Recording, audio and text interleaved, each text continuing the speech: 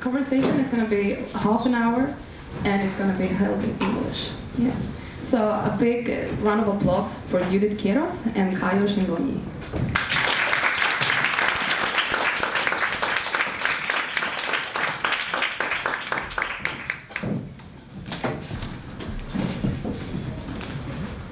There. Hörs jag?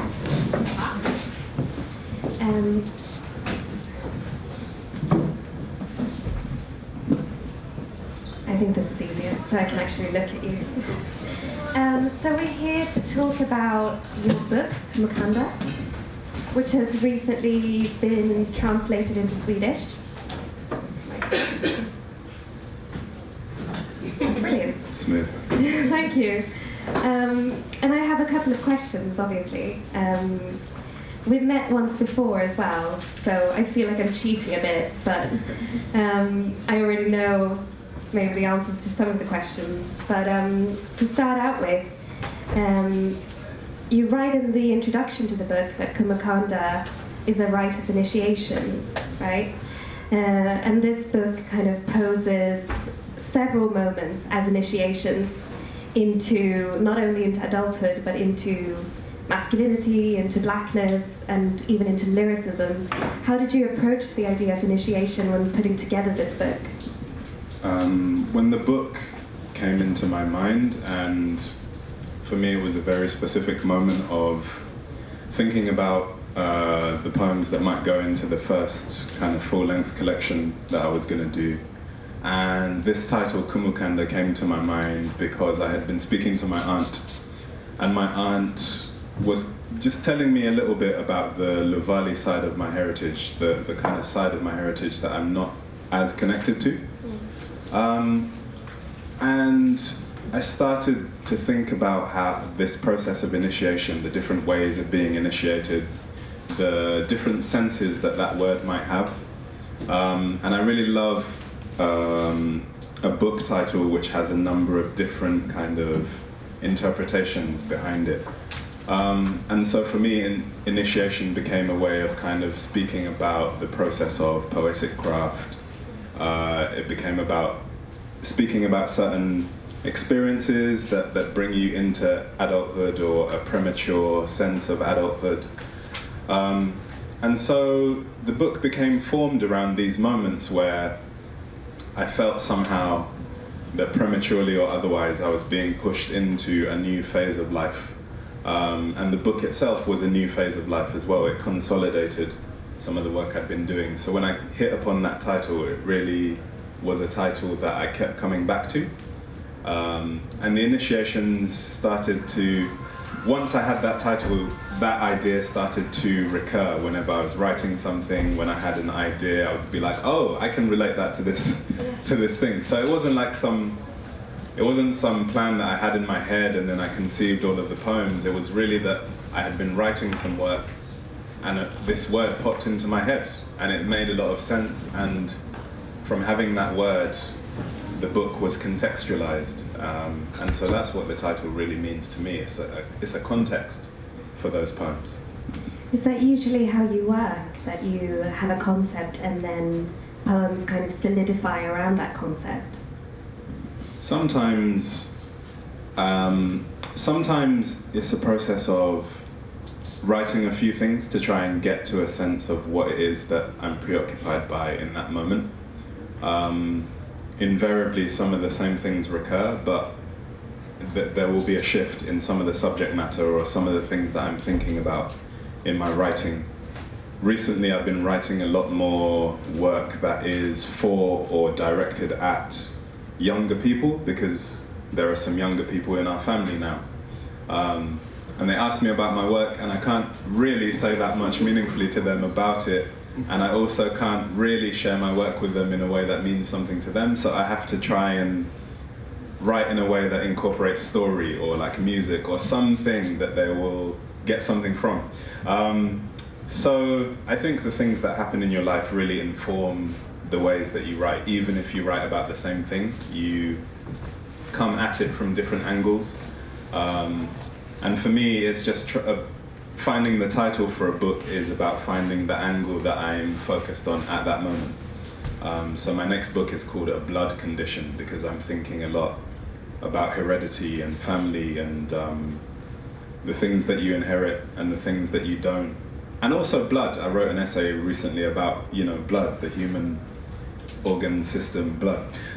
So yeah, that has become the title that I'm really taken with, and it will be difficult to find one that makes more sense. And so that's how I work, really. To find the preoccupation and then, come up with a title afterwards. But this book also touches on heritage, doesn't it? It's interesting. I read an article in The Guardian, I think, about your book that said it said something along the lines of this book deals with loss, right? But I find that this book actually deals with surplus. Like when something disappears, something else takes its place. So it's a productive kind of loss. Does that make sense? Yeah, that makes a lot of sense to me, in the sense that if you think of the book as concerning loss, you might have a particular perception of it as being a sad book. And I think there's sadness in there, but there's also a lot of fullness and joy and celebration. There are lots of love poems, for example. Not lots, a few. But I suppose what I'm thinking of is that often when you lose one thing, it opens up an opportunity to find something else. I have not been connected to my parents because they died when I was a kid, but that has opened me up to a different type of family relationship to my aunt and uncle, who are now like my parents. They always were when I was born and my parents were around. Like on paper, they were always like that.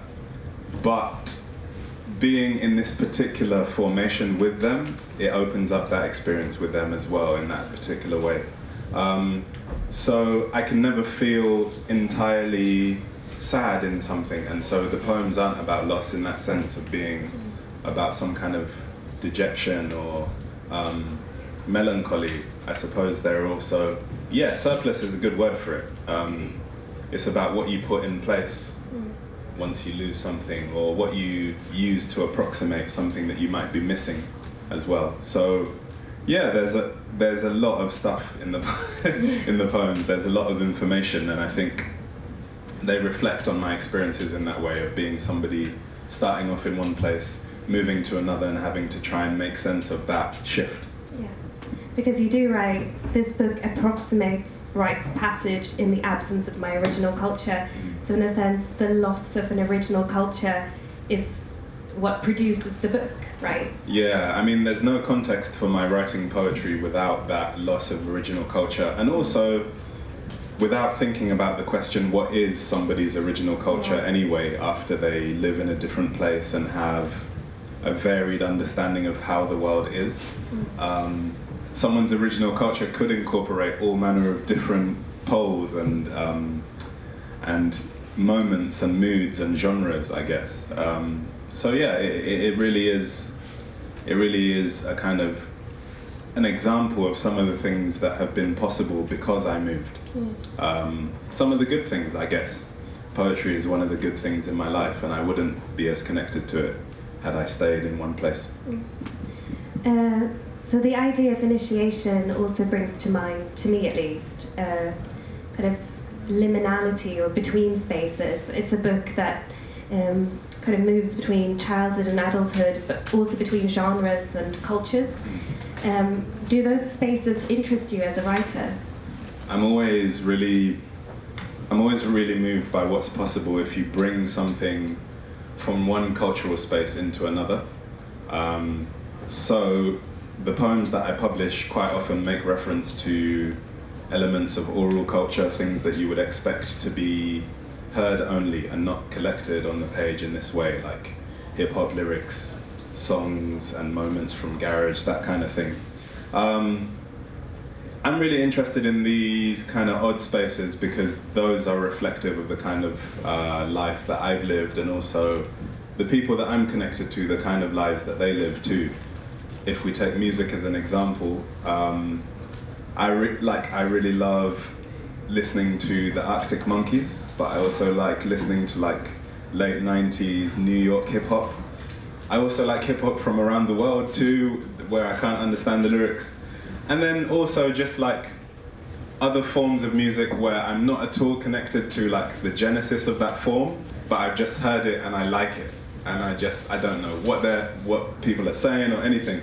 So like there's a number of different things that move me. And I was trying in the poetry that I write to reflect on that and not reflect too much on one culture which has influenced my writing, but on some of the other ones too.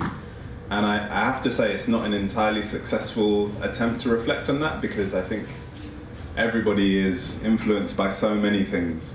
And if you take the time to work out what those things are, you could be here forever trying to really patch everything together into something cohesive, but I try. Have you listened to any Swedish hip hop? Yes. Yeah, I've heard some Swedish hip hop. Mostly in Umeå I heard some Swedish hip hop, but also just generally, like I try to explore and just be open, and so like if there's some Swedish hip hop I should be checking out, like let me know, innit? Chat to me. I just like how music can be global in that way, and so I take a lot from different places. This is a book that I think overtly references music, and it stands out in that sound is such an important element of your writing, at least to me. So there are rhymes, there are half rhymes, there's melody, rhythm, and the book opens with the color of James Brown's Scream, which I find it's such an interesting image, isn't it? Because it's the sound of a scream, so it combines the visual and the oral, and also the oral. So for me, that image really becomes like a metaphor for how a poem works, almost. Yeah, I think a poem is one of the ways of attempting to, I guess, convey a thought to somebody else, to share some small part of experience or thought or feeling with somebody else. And I think one of the ways a poem tries to do that is by combining different methods to try and be memorable in some way. So like lots of my favorite poems do that sonically, so something in the music of the poem really captures your attention. But I think so long as you publish poems on the page, there's a visual aspect to it as well. And for me, there's something really special where the visual and the sonic and some other, even the texture of something, where those meet, I'm really moved by that space, because it's kind of where experience is broadened to include the ways in which loads of different people feel and are moved by sensation. And I think if a poem combines that, it's quite often going to be successful, on me at least. Yeah. I just really love the image of the colour of a scream, and particularly it being James Brown's Scream, because it's so distinctive. But I was just wondering, sound, how important is that to you? On what level does it operate? I think one of the things that I'm driven by when I'm writing the poems is that kind of sonic impulse, which is really what fascinates me in any language, is capturing the sound and the intonation and the pronunciation and those different kind of minutiae that you get into once you know the language really well. And also the ways those sounds shift from place to place when you travel within one country is really amazing to me. So one of the things I was really fascinated by in the English language is that I could speak English from a very early stage in my life, but when I moved to the UK, I moved to a part of the UK where that way of speaking I'd never come across before. So it was like a new language, and I'm really moved by that possibility just in the sound of a word. Just in the way somebody shapes a word, you can experience new sensations and meanings and shapes in your mind. So when it comes to writing poems, I try and use that same potential in language and see where it takes me. I don't really take it as far as it could go in terms of sound, and I really admire the work of people who take it even further. Like, I really love Hannah Silver's work. She's really amazing in terms of the way sound is a texture. And sound sometimes is the subject, and generates the meaning. And then the other kinds of meaning are maybe lower down in the order of things, and it's the sound that drives your experience of the poem. There's an American author, I don't know if you read him, Fred Moten. Yeah. I really thought it made sense to put you guys together in my head, because he's also very sonic and very concerned with sound almost being more important than the subject of the poem. Yeah. Sometimes to the exclusion of like referential meaning, or like you can read Fred Moten's work and come away from it feeling really like drunk almost. Yes. But when you hear it read, something clicks into place, and I can't explain it, and I'm really moved by that feeling that you can't explain. There's just a sensation that you experience. So yeah, sound is one of the ways that you can bring about that kind of mysterious sensation, where you don't need to explain, but something has been felt. Yeah. You quote Odyssey as well in the book, and this is the quote: "When you sample, you're not only picking up that sound, you're picking up the room it was recorded in." Do you think it's useful to think of writing as sampling?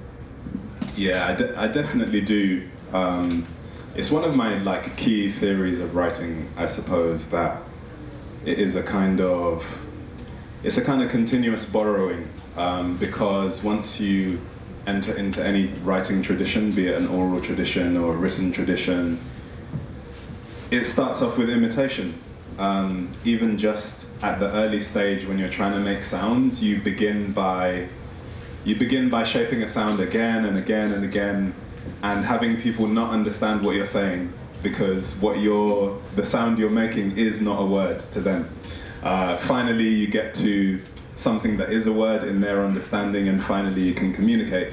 And I feel like in writing something, there's a similar thing. You're trying again and again to get to something, and finally you maybe get to as close a version of that as you're able, and then you release it into the world and see what people make of it. And sometimes it comes across, sometimes it doesn't. But I think what's really beautiful is that there's in that space of mystery, I'm presented with other people's experiences and thoughts and impressions from the thing that I've written, some of which I never would have come up with.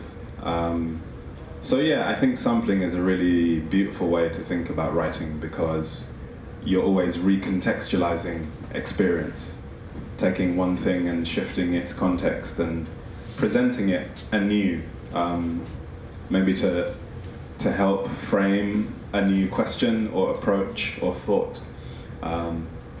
Yeah, and sometimes that thought is in somebody else's head and not yours, and that's to me feels really special.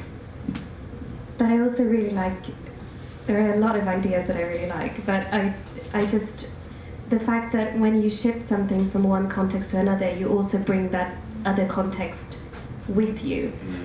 So you can't fully liberate a word or a sound from its origin. Right? Yeah, it has like baggage of some, like, when writing a poem, you might want to use like this particular word because it rhymes, like this word is the right length, it rhymes, it has like a nice texture to it. But then one of the old associations of the word might be something that you don't intend. And it might be that most people who read the poem won't read that into the poem, but even if a third of people do, then it gets in the way of what you're trying to convey or express, or what the poem is trying to do. So yeah, there's constant frustration in trying to find the balance between what is the right word in terms of meaning, what is the right word in terms of sound, what did this word used to mean, what do most people who are going to read this think when they read this word. Sometimes writing reminds me that I don't actually know the meaning of a particular word. I just think I do. So I've written it, and I think that's what it means. And then, you know, in the editing process, someone is just like, you know, this doesn't mean this, right? So it's a nice reminder for like to refresh your use of language. Yeah, to be reminded of what words mean. Can you give me an example? Okay, so the English word without. The English word without with O-U-G-H-T means something different to the English word without, which is just O-U-T. O-U-T can mean without as in outside, and with ought can never mean that. But for years I was saying with ought. And so like somebody interviewed me once and was like saying, what do you mean like the sound was coming from with ought? That's really like fascinating to me. I was like, really and truly? I thought I was saying without to mean like outside. So yeah, like that's one example. I used that word in that way for years before someone realized or cared or like shared that with me. So I'm sure there are others. But isn't it interesting that the reaction is, oh my god, that's so interesting, what a fascinating image. Yeah, they thought I was saying something like deeply philosophical about the nature of like the human condition, but no. I was thinking about the poem Calling a Spade in the book as kind of detailing the way in which you enter the world as a black man, right? How your identity is shaped by the words that are used to describe you, or the representations around you. Could you talk a bit about that poem? The poem, I started writing it in 2010, I think, in a mood of indignation. I wrote it actually originally in response to somebody else's poem, a poem by a poet called Claire Pollard, who features in the sequence a little bit. I reference some of her work. I was really interested at a certain point in representations of whiteness and blackness and race generally in literature. And in the particular poetry I was reading in the UK, written mostly by white authors at that time, in terms of like who was being published by major publishers, which has kind of changed a little bit recently, but at that time the representations of blackness were always being done from the outside. So I was trying to have like an internal perspective somehow. Well, like an internal subjective perspective, since blackness or any racial subjectivity is, yeah, subjective. So I was really feeling very indignant. These started off as being kind of angry poems in a mode that I used to write in when I first started writing poetry. To begin with, poetry was a way of expressing my feeling of discontent moving through the world as a young black man being seen in a particular way. And these poems were a return to that, I guess, but with a more nuanced perspective as I'd grown up through those years and read certain things and come to an understanding of how people were seeing me and what they were seeing and what they were saying in describing me in certain ways. So yeah, the poems have to do a lot with language, they have to do with the labels people give, the nature of categorizing human beings into different subsections. And they came out of like a feeling of indignation, but through writing the poems I got into a different experience, which was like this character presented himself, a character who is an actor and who through acting is trying to somehow escape the self, and through that practice realizes that you can't escape the self if you exist in the world, because how you're perceived is part of who you are, even if you disagree with that perception. So before expressing himself truly, he has to reconcile how he's seen with how he sees himself. And that process that actor, the character, is going through is something that I went through in the course of writing that poem. Yeah, and writing the poem allowed me to move through an anger I felt at not being what people saw me as and being what I was myself, and yeah, all of these kind of questions that come out of that tension. Why is it an actor? I think I got caught up in like all sorts of like numerological formal strategies and whatnot. Maybe because I was so angry in writing the poems, I needed some kind of structure to it. So like in the English version, they're 11 line poems, usually of about 11 syllables each line. And I was kind of reflecting on the process of acting, which is like the formalization of a thing that we do as human beings, which is to pretend to be something that we're not.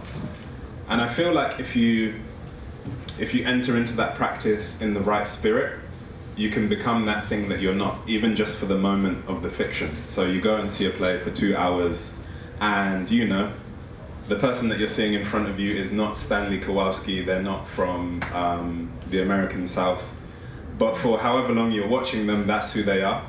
And if they do that well enough, you believe, you feel you're part of that world, and so are they, and that kind of stuff. So I thought of acting as a way of, if somebody wanted to leave the self behind, maybe acting is the art form that they would choose. It's an art form that I've chosen at various moments. As an undergraduate student, I studied acting a little bit. So all of the language around acting is from that time, although it's not my experience because I'm not an actor, but acting felt to me appropriate because it's an art form that's based on both being someone else and being yourself.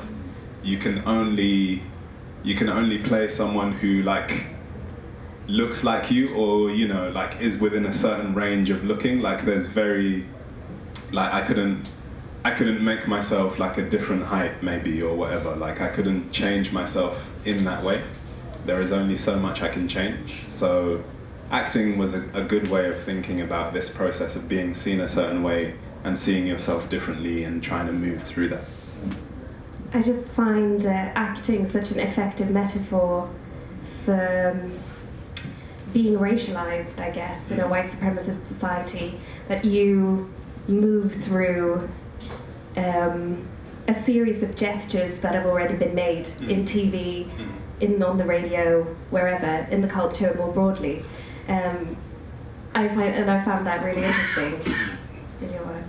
Yeah, it's almost, in that context, it's almost as if the authenticity of your identity is predicated on always conforming to certain stereotypical notions of what it is to be X, Y, or Z. So like, I'm really moved by the work of a philosopher called Saadia Hartman, who expresses it really well in the context of expresses the racialization of black people really well in the context of the transatlantic slave trade, because I guess performance as an African American person, that's one of the things she's positing in the book.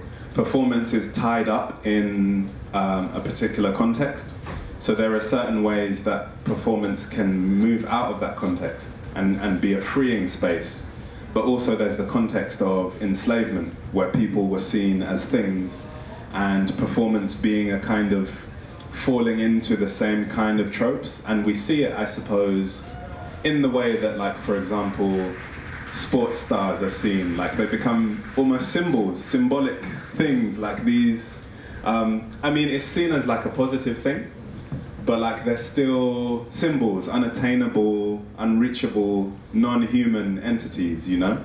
Machines or whatever else. Like, we can think about the way that Serena has been like racialized variously, not as a human being who's worked really hard at her craft to get to the point where she's at, but as like some sort of superhuman creature who defeats everybody. Like, I don't, you know, so in Saadia Hartman's conception of racialization, blackness is always bound up in performance because of the way blackness has been historicized, I guess, as something other. And so performance is a space where you have that possibility of doing something really radical by shifting the parameters somehow. Yeah, and I guess if everyday life is also a performance, then you can have that same capacity in everyday life by doing something that you were not supposed to do within the stereotypical notion of what you are. Hi, I think we have to finish up now. Yeah. But thank you so much, KAYO CHINGONYI. Thank you so much.